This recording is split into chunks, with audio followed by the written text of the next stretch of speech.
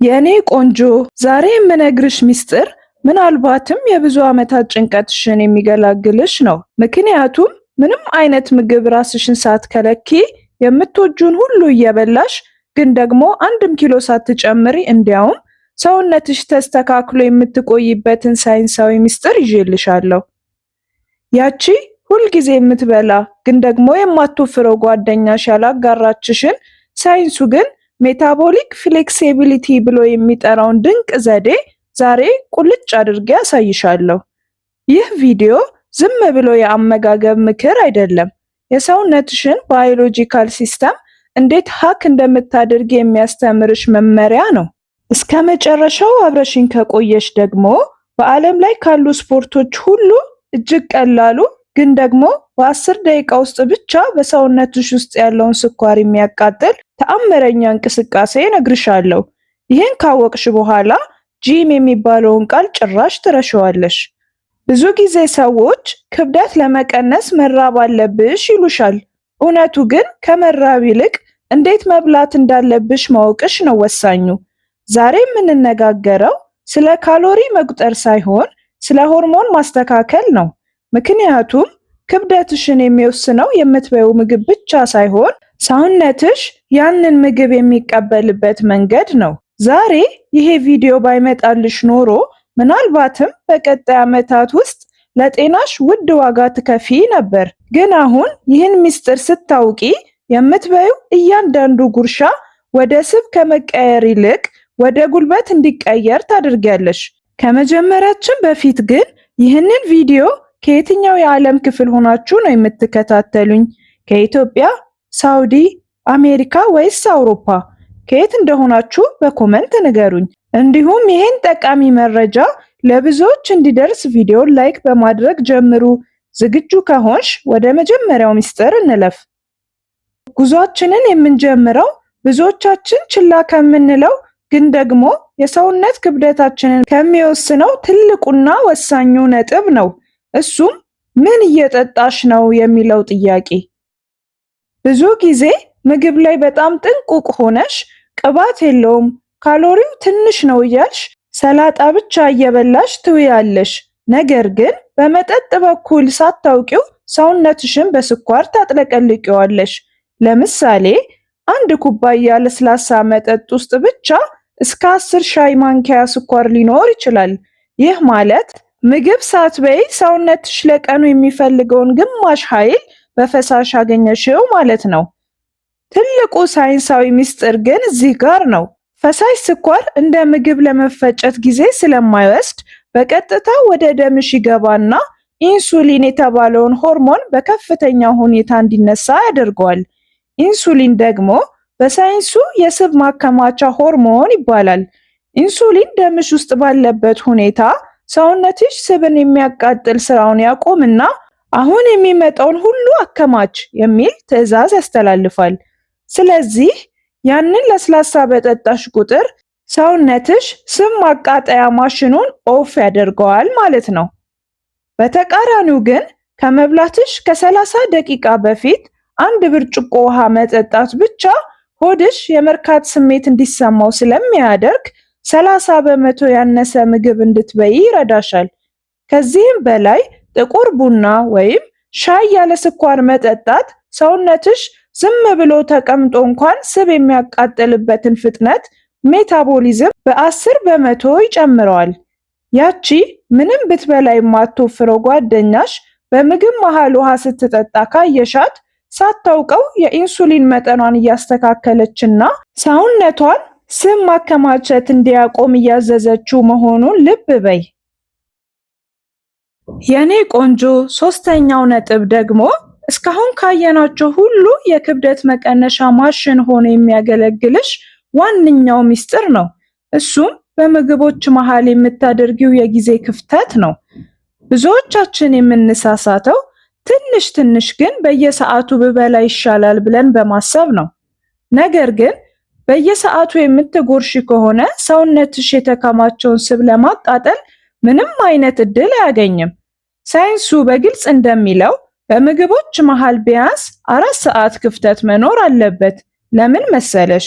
ምግብ ከበላሽ በኋላ ለ3 ሰዓታት ያህል ሰውነትሽ ኢንሱሊን እያመረተ ያንን የበላሽውን ምግብ ወደ ኃይል በመቀየር ይጠመዳል። በአራተኛው ሰዓት ላይ ግን ኢንሱሊን መጠኑ ሲቀንስ ግሉካጎን የተባለ አስደናቂ ሆርሞን ስራ ይጀምራል። ይህ ሆርሞን ነው እንግዲህ በሰውነትሽ ውስጥ የተከማቸውን ስብ ፈልጎ አውጥቶ እንደ ሻማ የሚያቀልጠው። ነገር ግን አንቺ በመሃል ስናክ፣ ኩኪስ፣ ቸኮሌት ወይም ፍራፍሬ ስትበይ ግሉካጎን ስራውን እንዲያቆምና ኢንሱሊን ተመልሶ እንዲመጣ ታደርጊዋለሽ። በዚህም ምክንያት ሰውነትሽ የተከማቸ ስብን የማቃጠል እድሉን ያጣል። በአሁኑ ሰዓት ዓለምን እያነጋገረ ያለው ኢንተርሚቴንት ፋስቲንግ ሳይንሳዊ መሰረቱ ይሄው ነው። በተለይ ማታ ቀድመሽ በልተሽ እስከ ጠዋት ቆይ። ያኔ ሰውነትሽ ሌሊቱን ሙሉ ያለምንም ረብሻ የተከማቸ ስብሽን ሲያቃጥለው ያድራል። አሁን የምነግራችሁ የእንቅልፍና የክብደት ግንኙነት ምናልባትም እስካሁን ጨርሶ ያላሰባችሁት ድብቅ ሚስጥር ነው። ብዙዎቻችን እንቅልፍና ውፍረት ምን አገናኛቸው? እንቅልፍ እኮ ካሎሪ አያቃጥልም ብለን እናስባለን።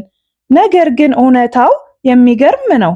በቂ እንቅልፍ ካልተኛሽ ሰውነትሽ ኮርቲሶል የተባለ የጭንቀት ሆርሞን በከፍተኛ ሁኔታ ያመነጫል። ይሄ ሆርሞን ደግሞ በጣም መጥፎ ባህሪ አለው። ሰውነትሽ አደጋ ላይ እንዳለ ስለሚሰማው ለጥንቃቄ ሲል በቀጥታ ሆድሽ አካባቢ ስብ እንዲከማች ትዕዛዝ ያስተላልፋል። ለዛ ነው ስፖርት እየሰራሽና ምግብ እየቀነስሽ እንኳን እንቅልፍ ካጣሽ ያ የሆድ ስብ አልጠፋም እምብየው የሚልሽ። ከዚያ በላይ ደግሞ እንቅልፍ ስታጪ በሰውነትሽ ውስጥ የሆርሞኖች ጦርነት ይነሳል። ግሪሊን የተባለው የራብ ሆርሞን ይጨምርና በደመነፍስ ቢ ይልሻል። በሌላ በኩል ደግሞ ሌፕቲን የተባለው የጥጋብ ሆርሞን ክፉኛ ይቀንሳል። ለዛ ነው እንቅልፍ አጥተሽ ስታድሪ ጠዋት ላይ ከፍተኛ ኃይል ፍለጋ ጣፋጭ የሚርብሽና ምንም ብትበይ አልጠገብኩም የሚል ስሜት የሚሰማሽ። የሚገርመው የሳይንስ ቁጥር ደግሞ ይሄ ነው። በቀን 8 ሰዓት የምትተኛ ሴት በቀን 5 ሰዓት ብቻ ከምትተኛ ሴት በ30 በመቶ የበለጠ ካሎሪ በራሷ ጊዜ ታቃጥላለች። ይህ ማለት አንቺ ተኝተሽ እያለምሽ እንኳን ሰውነትሽ ስብሽን እያቃጠለ ነው ማለት ነው። እንቅልፍሽን ስታስተካኪ ሜታቦሊዝምሽ ልክ እንደ አዲስ ኢንጂን በሙሉ ጉልበት መስራት ይጀምራል። አሁን ደግሞ ብዙዎቻችሁ ከባድ የሚመስላችሁ ግን እጅግ ቀላል ወደ ሆነው የእንቅስቃሴ ነጥብ እንምጣ። እንቅስቃሴ ሲባል የግድ ጂም ሄዶ ብረት ማንሳት፣ መሮጥ ወይም ውድ ስፖርት ልብስ ለብሶ ላበላብ መሆን ብቻ ይመስላችኋል? እንግዲያውስ ተሳስታችኋል። ሳይንሱ ኒት ነን ኤክሰርሳይዝ አክቲቪቲ ቴርሞጄኔሲስ የሚለው አንድ እጅግ ድንቅ ዘዴ አለ። ይህም ማለት ከስፖርት ውጪ በየቀኑ የምናደርጋቸው ጥቃቅን እንቅስቃሴዎች የምናቃጥለው የካሎሪ መጠን ነው። ስልክ ስታወሪ ቁጭ ከምትይ ቆመሽ ወዲያ ወዲህ ብትይ፣ በሊፍት ፋንታ በደረጃ ብትወጪ ወይም ደግሞ ዕቃ እያጠብሽ ትንሽ ብትንቀሳቀሺ፣ እነዚህ ሁሉ ተደምረው በቀን ውስጥ እስከ 500 ካሎሪ ሊያቃጥሉልሽ ይችላሉ። 500 ካሎሪ ማለት እኮ ለአንድ ሰዓት ያህል ጂም ውስጥ በከባድ ስፖርት ከምታቃጥዩ ጋር እኩል ነው። ሰውነትሽን ልክ እንደ አሮጌ ታክሲ ቆሞ እንዲዝግ አታድርጊው። ሁል ጊዜ በህይወት እንዳለ እንዲሰማው አንቀሳቅሺው። ስልክ ስታወሪ ቆመሽ ተመላለሺ። እግርሽ ሲንቀሳቀስ ሜታቦሊዝምሽም ይነቃቃል፣ ስብሽም መቅለጥ ይጀምራል። ሰውነታችንን ልክ እንደ ባንክ አካውንት አስቢው። ገቢው የምትበይው ምግብ ከወጪው ከምታደርጊው እንቅስቃሴ ካልበለጠ የቁጠባ ሂሳብሽ ማለትም ስብሽ በየቀኑ እየጨመረ መሄዱ አይቀሬ ነው። የኔ ቆንጆ፣ ብዙዎቻችሁ ጊዜ የለኝም ትላላችሁ፣ ግን እውነቱ ጤናሽ አንቺ ጊዜ እስክታገኝ ድረስ አይጠብቅሽም። ጊዜ የለኝም እያልን ሶፋ ላይ ተቀምጠን በስልካችን የሌሎችን ቪዲዮ ከምናይ ስልካችንን ይዘን ቤቱን ወዲያ ወዲህ ብንል ለውጡን በሳምንት ውስጥ እናየዋለን። እንቅስቃሴ ማድረግ ማለት የግድ በሰው ፊት መንቀጥቀጥ ማለት አይደለም። ዋናው ሚስጥር ሰውነትሽን እየሰራው ነው ብሎ እንዲያምንና ስብ ማቃጠያ ማሽኑን ሜታቦሊዝም ክፍት እንዲያደርግ ማነቃቃት ነው። ስለዚህ ከዛሬ ጀምሮ ቁጭ ማለትን ቀንሺና በትንሽ እንቅስቃሴዎች ሰውነትሽን አነቃቂው። ሰውነትሽን ስታንቀሳቅሺው ቅርጹን በማስተካከል ይከፍልሻል። አሁን ደግሞ ቪዲዮው መጀመሪያ ላይ ቃል ወደ ገባሁላችሁና የብዙዎችን ህይወት ወደ ቀየረው የዓለም እጅግ ቀላሉ ስፖርት እንምጣ። ይህ ዘዴ ምንም አይነት ማሽን፣ የጂም ክፍያ ወይም ልዩ የስፖርት ልብስ አይጠይቅም። ግን ደግሞ ውጤቱ ከማንኛውም ከባድ ስፖርት ባልተናነሰ አስገራሚ ነው። ሳይንሱ ፖስት ፕራንዲያል ወኪንግ ይለዋል። ትርጉሙ በጣም ቀላል ነው። ምግብ በልተሽ እንደጨረሽ ወዲያውኑ ለ10 ደቂቃ ብቻ በእግር መጓዝ። ብዙዎቻችን ምግብ በልተን ስንጨርስ የሚሰማን የድካም ስሜት አለ። ያኔ ወዲያውኑ ሶፋ ላይ ቁጭ እንላለን ወይም እንተኛለን። ነገር ግን በዚህ ሰዓት ሰውነትሽ የበላሽውን ምግብ ወደ ስኳር ወይም ግሉኮስ ቀይሮ በደምሽ ውስጥ ያጥለቀልቀዋል። ካልተንቀሳቀስሽ ደግሞ ኢንሱሊን ከደምሽ ተረክቦ በቀጥታ ወደ ስብነት ይለውጠዋል። ለ10 ደቂቃ ብቻ ቀስ ብለሽ በቤትሽ ውስጥ እንኳን ወዲያ ወዲህ ስትይ ግን ተአምር ይፈጠራል። ጡንቻዎችሽ ኃይል ያስፈልገናል ብለው ይጮሃሉ። ያኔ ሰውነትሽ ያንን በደምሽ ውስጥ ያለውን ስኳር ወደ ስብነት ሳይቀይረው እንደ ነዳጅ ተጠቅሞ ቀድሞ ያቃጥለዋል። ይቺ ጥቃቅን የምትመስል 10 ደቂቃ ብቻ በደምሽ ውስጥ ያለውን የስኳር መጠን በ20 በመቶ ዝቅ ታደርገዋለች። ይህ ዘዴ ብቻውን በሳምንት ውስጥ በሆድሽ አካባቢ ላይ የሚታይ ለውጥ ማምጣት ይጀምራል። ምንም አይነት መሳሪያ አይፈልግም። ዝናብ ቢዘንብ እንኳን ሳሎንሽን 4-5 ጊዜ ብትዞሪው በቂ ነው። ዋናው ሚስጥርና የዛሬው ትልቅ ትምህርታችን ይሄ ነው። ምግብን አትጥዩ፣ እንደ ጠላት አትዩ፣ ይልቁንም ውደጁ። ግን ደግሞ ሳይንሳዊ ስርዓት አስይዡ። የምትወጂውን ኬክ ወይም ጣፋጭ ምግብ ብይ፣ ግን ከመብላትሽ በፊት ውሃ ጠጪ። በልተሽ ስትጨርሺ ደግሞ ያችን የ10 ደቂቃ የድል ጉዞ አትዘንጊ። ሳይንሱ የሚነግረን ይህንን ነው። ሰውነትሽን በረሃብ አትጨቁኙ። ይልቅስ የባዮሎጂ ምስጢሮችን ተጠቅመሽ ከሰውነትሽ ጋር እንደ ጓደኛ አብረሽው ስሪ።